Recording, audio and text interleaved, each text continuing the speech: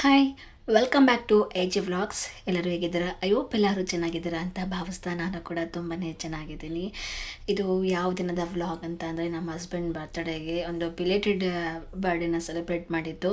ಯಾಕಂದರೆ ಆ ಟೈಮಲ್ಲಿ ಸೆಲೆಬ್ರೇಟ್ ಮಾಡಲಿಕ್ಕಾಗಿಲ್ಲ. ಎಲ್ಲ ಯಾವಾಗಲೂ ಪ್ರತಿ ಟೈಮು ಪ್ಲ್ಯಾನ್ ಮಾಡ್ಕೊಂಡು ಏನೇ ಮಾಡಿದ್ರು ಸಕ್ಸಸ್ ಆಗ್ತಾಯಿತ್ತು. ಬಟ್ ನಮ್ಮ ಹಸ್ಬೆಂಡ್ ಬರ್ಡೇ ಟೈಮಲ್ಲೇ ಎಲ್ಲ ಮಿಸ್ ಮ್ಯಾಚ್ ಅನ್ನೋ ಥರ ಆಗೋಗ್ಬಿಡ್ತು. ಇನ್ನು ಅದಕ್ಕಿಂತ ಮುಂಚೆ ಯಾವ ರೀತಿಯಾಗಿ ಏನೆಲ್ಲ ತೊಗೊಂಡೆ ಅಂತಲೂ ಅದರೊಂದಿಷ್ಟು ವ್ಲಾಗ್ ಮಾಡ್ಕೊಂಡಿದ್ದೀನಿ. ನನಗೆ ಸ್ಲಿಪ್ಪರ್ಸು ಕಲೆಕ್ಷನ್ಸ್ ಆಗಿರ್ಬೋದು, ಡ್ರೆಸ್ ಕಲೆಕ್ಷನ್ಸ್ ತುಂಬಾ ಇಷ್ಟ. ಹಾಗಾಗಿ 2 ಮಂತ್ಸಿಗೆ ಒಂದ್ಸರಿ 3 ಮಂತ್ಸಿಗೆ ಒಂದ್ಸರಿ ತಗೊತಾನೆ ಇರ್ತೀನಿ. ಇನ್ನು ಬಜೆಟ್ ಫ್ರೆಂಡ್ಲಿಯಾಗೇ ಇರುತ್ತೆ ನನ್ನ ಸ್ಟುಡಿಯೋದಲ್ಲಿ. ಸೊ ಹಾಗಾಗಿ ಒಂದು 200 ರೂಪಾಯಿ 300 ರೂಪಾಯಿ ಕೊಟ್ಟು ತೊಗೊತಾ ಇರ್ತೀನಿ. ಬಟ್ ಅದು ತುಂಬ ನನಗೆ ಕಂಫರ್ಟಾಗಿರಬೇಕು, ಆ ಥರ ಸ್ಲಿಪ್ಪರ್ಸ್ನ ತೊಗೊಳ್ಳಿಕ್ಕೆ ಇಷ್ಟಪಡ್ತೀನಿ. ಅದಾದಮೇಲೆ ನನ್ನ ಹಸ್ಬೆಂಡಿಗೂ ಕೂಡ ಅವ್ರಿಗೂ ಏನಾದರೂ ತಗೋ ಅಂತ ಎಷ್ಟು ಫೋರ್ಸ್ ಮಾಡಿದ್ದು.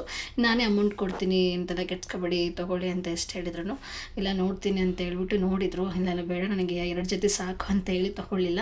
ಅದಾದಮೇಲೆ ಇನ್ನು ಮನೆಯಲ್ಲಿ ಡ್ರೈ ಫ್ರೂಟ್ಸು ಎಲ್ಲ ಖಾಲಿ ಆಗೋಗ್ಬಿಟ್ಟಿತ್ತು. ಮನೆಗೆ ಬೇಕಾದಂಥ ಒಂದಿಷ್ಟು ಡ್ರೈ ಫ್ರೂಟ್ಸ್ನೆಲ್ಲ ತೊಗೊಂಡು ಎಲ್ಲ ತೊಗೊತಾನೆ ಇದ್ದೀವಿ. ಎಷ್ಟು ಬೇಕೋ ಅಷ್ಟು ತೊಗೊತಾ ಇದ್ವಿ. ಇನ್ನು ಮನೆಗೆ ಯಾವುದ್ಯಾವುದು ಐಟಮ್ಸ್ ಇಲ್ಲ, ತುಂಬ ನೀಡು ಅಂದರೆ ಹೊರಗಡೆಯಲ್ಲಿ ಸಿಗೋದೇ ಇರೋವಂಥ ಐಟಮ್ಸ್ನ ಮಾತ್ರ ನಾವು ಡಿಮಾರ್ಟಲ್ಲಿ ಆಗಿರ್ಬೋದು, ಸ್ಟಾರ್ಸಲ್ಲಿ ತೊಗೊಳೋಂಥದ್ದು. ಅದು ಬಿಟ್ಟು ಎಲ್ಲನೂ ಇಲ್ಲಿ ತೊಗೊಳೋದಿಲ್ಲ.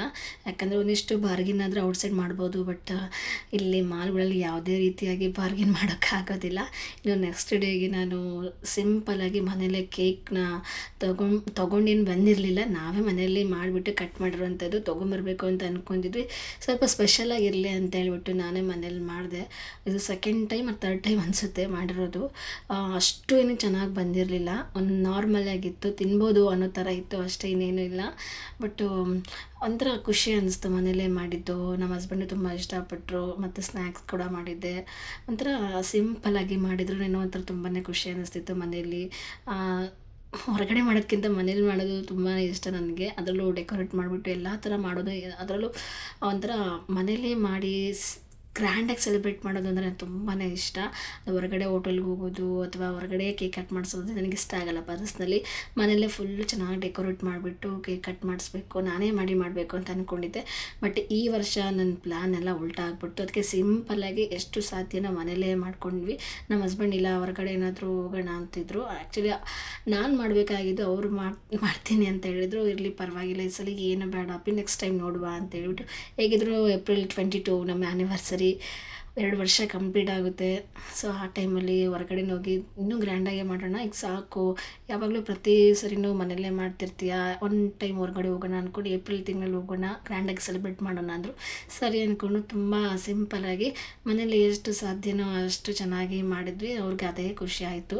ಇಷ್ಟಾದರೂ ಮಾಡಿದ್ಯಲ್ಲ ಸಾಕು ಬಿಡು, ನಿನ್ನ ತಲೆ ಕೆಡ್ಸ್ಕೊಬೇಡ, ಬೇಜಾರು ಆಗಬೇಡ, ಎಷ್ಟು ಸಾಧ್ಯ ನಮ್ಮ ಕೈಲಿ ಎಷ್ಟು ಸಾಧ್ಯ ಆಗುತ್ತೋ ಅಷ್ಟೇ ಮಾಡಬೇಕಾಗುತ್ತೆ. ಹಾಸಿಗೆ ಇದ್ದಷ್ಟು ಕಾಲು ಚಾಚಬೇಕು, ಅದಕ್ಕಿಂತ ಜಾಸ್ತಿಯಾಗಿ ಯಾವುದ್ರ ಬಗ್ಗೆನೂ ಯಾವುದೂ ಆಸೆ ಪಡಬಾರ್ದು ಅಂತೆಲ್ಲ ಹೇಳಿದರು. ಸರಿ ಅಂದ್ಕೊಂಡು ಸುಮ್ಮನಾದ್ವಿ.